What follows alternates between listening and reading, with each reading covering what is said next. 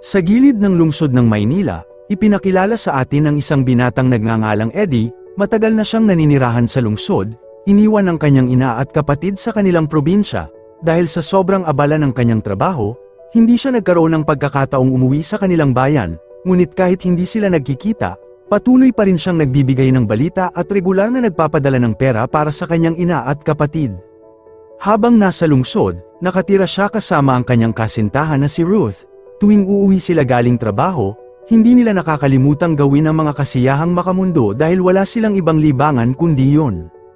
Isang araw, nakatanggap si Eddie ng tawag mula sa kanyang pamilya sa probinsya na nagsasabing pumanaw na ang kanyang ina dahil sa karamdaman. Nalito si Eddie sa balitang yun, nabigla siya at nagtaka dahil hindi kailanman sinabi ng kanyang ina na siya ay may sakit. Agad siyang gumuho sa balitang ito, hindi pa man niya napapasaya ang kanyang ina. Ngunit may iba palang plano ang Diyos.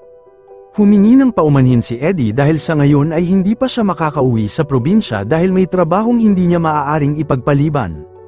Lumipas ang 6 na buwan, sa wakas, nagkaroon din ng bakanteng oras si Eddie at nagpasya ng umuwi sa kanilang probinsya. Umalis siya kasama ang kanyang kasintahan, at sa madaling salita, bago sila umuwi sa kanilang bahay, nagpasya muna siyang pumunta sa puntod ng kanyang ina. Bumuhos ang kanyang luha dahil wala siya sa tabi ng kanyang ina sa huling yugto ng buhay nito. Pagkaraan ng ilang oras ng biyahe, sa wakas ay dumating sila sa bahay ng kabataan ni Eddie. Sa pagpasok sa tarangkahan, medyo nagtaka si Eddie dahil ang gate ng bahay ay mahigpit na nakasara na parang may itinatago. Ngunit hindi niya ito gaanong pinansin at agad na pumasok. Hindi gaanong nagbago ang lumang bahay. Sandaling naglibot si Eddie sa bakuran ng kanyang dating tahanan. Ang ikinagulat niya, sa loob ng bahay ay nakita niya ang isang babaeng pamilyar sa kanya. At oo, yun ay ang dati niyang kasintahan na si Leila. Inakala ni Eddie na ang kanyang kapatid ang umagaw sa kanyang kasintahan noong siya ay nasa lungsod. Kasabay noon, lumabas ang kanyang kapatid at binati siya. Dahil sa galit, agad na sinugod ni Eddie ang kanyang kapatid at sinuntok ito. Mabuti na lamang at dumating si Emil at pinaghiwalay sila. Noong gabing yun, tinanong ni Eddie kung paano nangyari na sina Leila at Emil ay naninirahan na ngayon sa bahay ng kanyang ina. Sunod-sunod na ipinaliwanag ng kanyang kapatid na si Adam ang nangyari.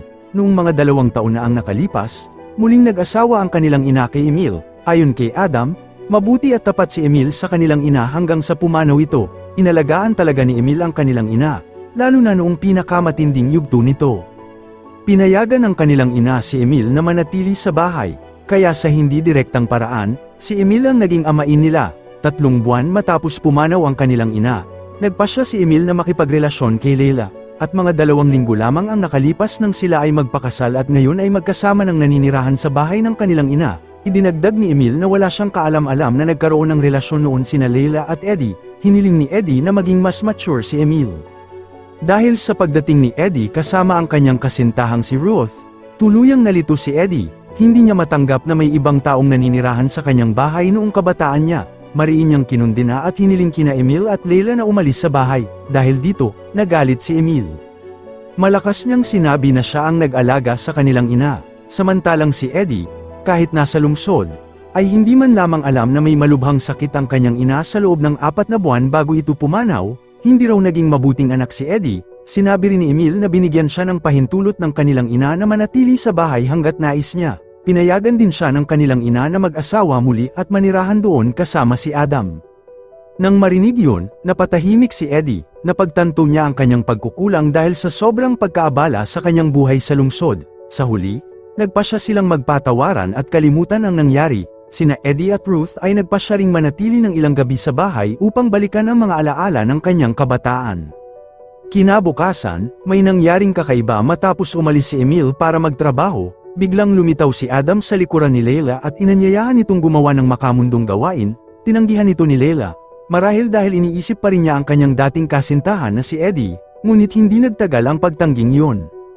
Pagsapit ng hapon, nagbati rin sina Adam at Leila at nagawa na nilang gawin ang makamundong bagay ng walang hadlang. Sa kabilang banda, naramdaman din ni Eddie ang muling pag-usbong ng damdamin tuwing nakikita niya si Leila, bagamat mas matanda si Leila sa kanya. Hindi ito naging hadlang sa kanyang pagnanais na makuha ang puso ng kanyang amain. Kinabukasan, makikitang sinisikap ni Leila na mapalapit sa magiging manugang niyang si Ruth. Ipinagbili niya na kilala niya ng kaunti si Eddie at hiniling niyang bantayan ito. Pagsapit ng hapon, nakita ni Eddie ang larawan ng kanyang yumaong ina, kasabay nito, naisalayan niya sa loob ng bahay ang kanyang dating kasintahan na nagluluto. Dahil tahimik ang paligid, sinubukan niyang lapitan si Leila, ngunit tinanggihan siya nito dahil sa hiya, kaya umalis na lamang si Eddie. Dahil sa inis, nagpasya si Eddie na maglibot kasama si Ruth gamit ang kanyang sasakyan, ngunit sa kalagitnaan ng daan, nasiraan ang kanilang kotse. Sa huli, bumalik sila sa bahay nang naglalakad. Pagdating, agad na natulog si Ruth dahil sa pagod. Hindi nagtagal, nakarinig si Eddie ng ingay mula sa labas ng silid. Napag-alaman niyang nahuli ni Emil si Adam na makikipagtalik kay Leila. Nais sanang tulungan ni Eddie ang kanyang kapatid dahil muntik na itong sakta ni Emil. Ngunit mabuti na lamang at pinalabas lang si Adam sa silid. Pagkatapos noon, parang walang nangyari. Nagtalik sina Emil at Leila ng masinsinan. Ang mas nakakagulat, matapos ang lahat, dumating ang kaibigan ni Emil at pumasok sa silid kasama si Leila kapalit ng pera, at umalis si Emil. Hindi nagtagal, sinimulan ng kaibigan ni Emil ang pakikipagtalik kay Leila. Nakita ito ni Eddie at naawa siya kay Leila dahil malinaw na ginagamit lamang ito kapalit ng pera. Pumunta siya sa kusina, kumuha ng itak, at tuluyang pinatay ang kaibigan ni Emil.